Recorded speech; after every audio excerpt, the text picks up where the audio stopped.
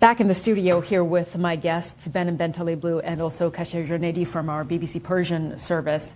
I first want to get your take on what we heard at the UN Security Council. We heard the Iranian representative there speaking, saying, as we would expect him to, that this was an act of aggression, a blatant act of aggression, illegal aggression by Israel and the U.S., and also really talk about retaliation. What did you get from that messaging from the Iranian representative?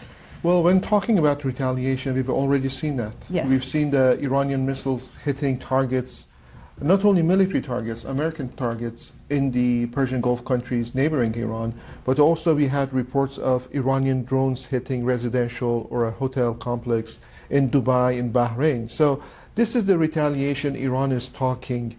They had announced before the war started that if you're going to be attacked, we're going to hit them hard, and they are trying to do their best. And it's not only U.S. facilities, bases in the region. They're also hitting Israel, trying their best to hit Israel. They've hit missiles. Missiles have hit targets in Haifa and other places in Israel. So that's what they are continuing and planning to continue to do. The question is sustainability. Yeah. How long they will be able to do this. And the question is, we know that the top echelon of the leadership of the IRGC has been killed, wiped out by the Israeli attacks. But we don't know whether the next level of leadership of the military, whether they're going to carry on with this decision to carry on these attacks. And even if they have the will to carry on the attacks, how much power would they have? We saw in the 12-day war that Iran had enough missiles to carry on with its attacks. Yeah. It had enough drones to carry on with its attacks.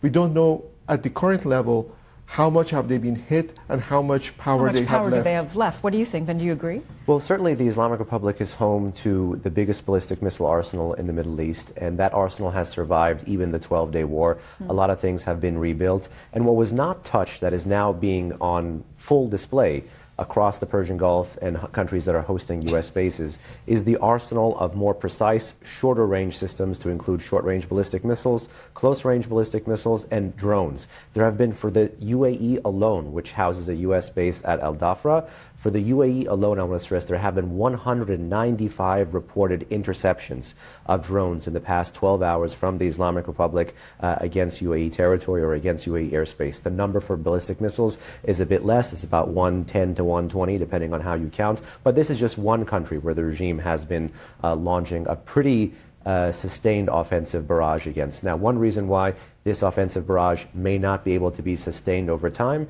is if the regime chooses to not concentrate but keep dispersing places where it fires. It'll force missile math to kick in. Countries that have fresh stocks of interceptors may be able to use those interceptors, and then while America and Israel may be able to go against places or facilities where these missiles are stored or launched. So the regime is trying to expend this, create a wider circle of punishment as fast as possible to try to force a political resolution to a conflict that it knows it cannot win in the medium to long term. Okay.